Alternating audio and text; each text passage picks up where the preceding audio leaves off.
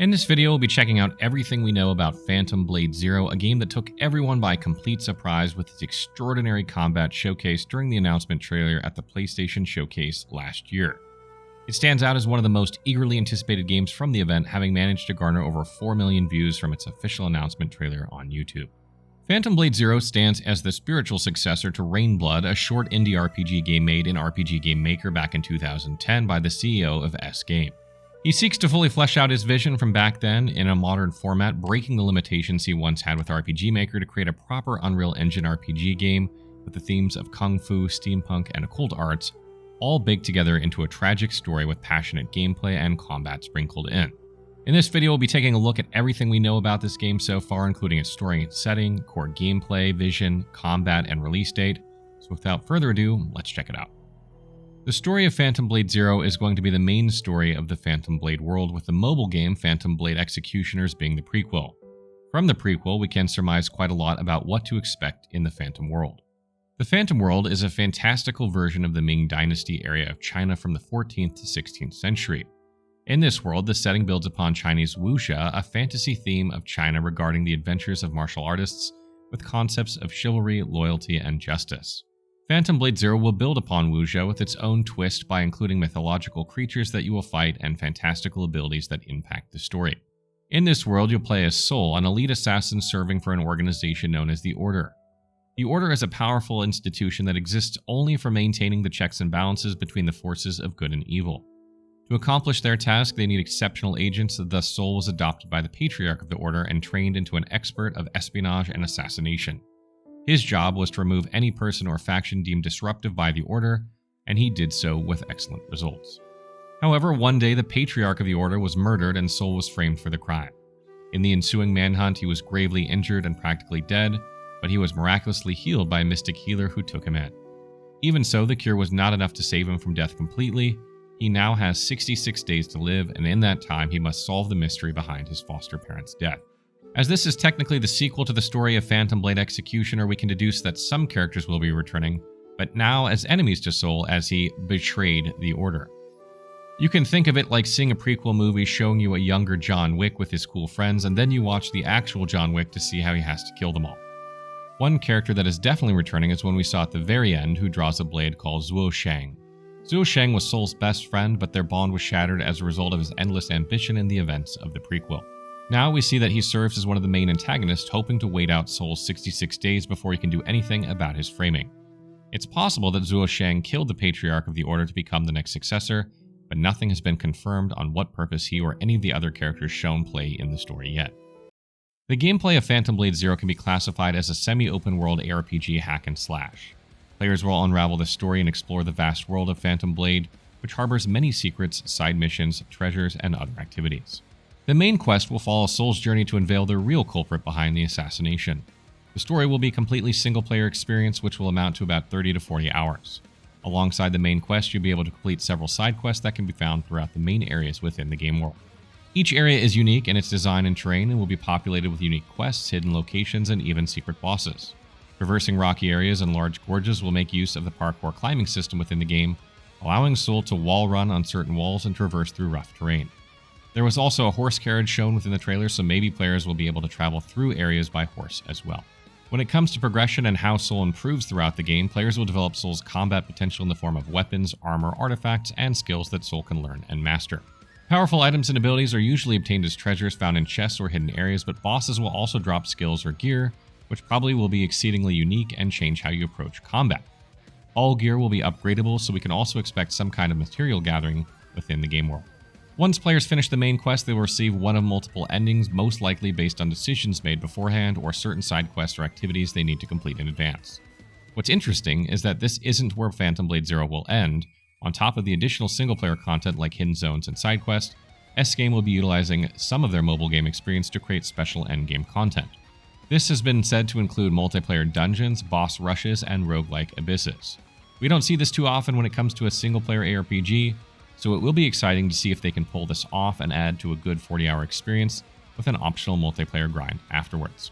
With that being said, the actual difficulty of Phantom Blade Zero has been stated to be more lax than you would expect from the fast-paced gameplay seen in the trailer. It's been stated that there will be some form of Souls-like elements within the game, but without the added difficulty and punishment. The general vision seems to be making the game approachable so that people will be able to fully enjoy their experience without needing lightning reflexes that they would require in a game like Ninja Gaiden or Sekiro. The combat of Phantom Blade Zero takes an approach that differs from the deliberate and strategic gameplay you would see in the likes of Souls-like games or the Monster Hunter series. Since the devs are huge fans of beloved hack-and-slash games from the 2000s such as Ninja Gaiden and Devil May Cry, Phantom Blade Zero employs high-octane, fast-paced combat reminiscent of the sleek and dynamic moves seen in 1990s kung fu films, mimicking the style of martial arts like Bruce Lee. The weapons Soul will be using in combat include a primary and secondary weapon called a Sha Chi, meaning shark tooth. The primary weapon will always be a blade, as Soul is primarily a blade master. Throughout the game, you'll find different types of blades and dual blades, which differ in length, shape, and weight, all having different movesets based on these realistic characteristics. For Sha Chi, the types of weapons will differ greatly. There will be over 20 different types of Sha Chi weapons in the game, all with different functionalities such as cannons, axes, or hammers, which have been said to have special abilities to break shields like the loaded axe from Sekiro. The main combat system will revolve around dodging, parrying, and executing combo chains, a system that allows for players to equip multiple movesets despite the limited set of buttons on a controller. This system is something S-Game has designed from their years of experience with the limited input functionality of mobile games, and it works by editing skill orders in 2 chains and simply pressing 2 buttons to release quick and complex combos. If implemented well, I imagine that this approach to combat will allow any player to look flashy and lightning fast, regardless of whether you have amazing reflexes or not.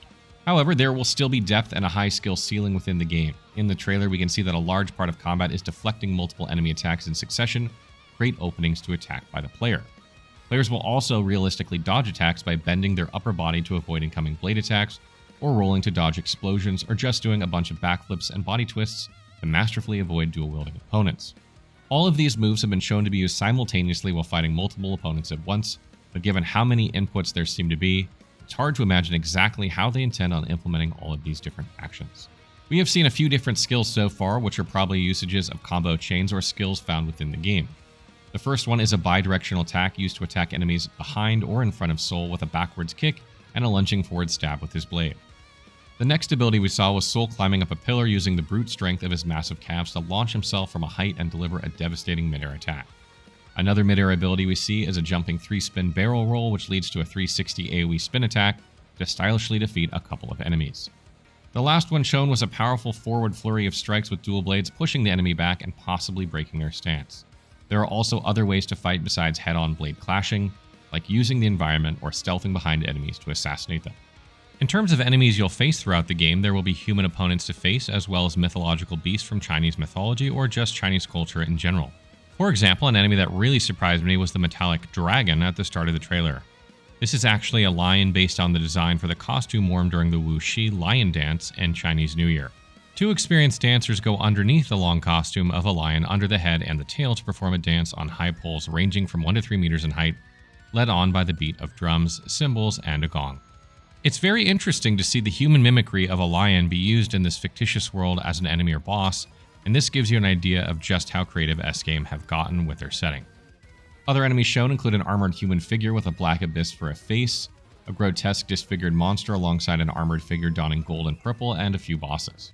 Enemies had a variety of different weapons and movesets, like one of the bosses using a chain link and flail, another using a cannon arm, and an enemy using dual chains in the carriage fight.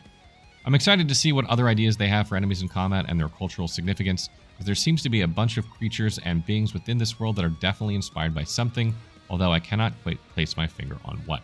Overall, the combat of Phantom Blade Zero is undoubtedly going to be the selling point of the game, and it's shaping up to be a really innovative system that places emphasis on realism and being stylish. All of the animations within the game are going to be handcrafted based on references from motion capture, so we can probably expect some insane moves to come out of combat later on down the line. As of now, Phantom Blade Zero has no set release date and will not likely have one for quite some time. The early concept of the game was written and designed around 2017, but the official project only started about 2 years ago in early 2022. As the developer is an indie studio, my 2 cents is that it will probably be around 2 to 4 years before we see a full launch. That being said, it has been confirmed that there will be an invitation-only demo going live this year, so be sure to catch up with any news on that and stay tuned. Hopefully we'll be able to show that to you. In terms of platform availability, there's been no exclusivity deals signed yet between S-Game and PlayStation, so we can probably predict a next-gen console and PC release. Final thoughts. The passion and hard work that's been put into this game really shows, with the CO being deeply connected to the story and the world of Phantom Blade since his hit RPG all the way back in 2010. The concept behind the combat in the world is extremely unique, and this new idea of Kung Fu Punk that S-Game is trying to deliver seems to be hitting the right chords. I'll definitely be there for when the demo comes out, and I'll be keeping you guys up to date with any news because this game is definitely at the top of my list. What do you guys think about Phantom Blade Zero? Is this a game that piques your interest? Let me know in the comments below.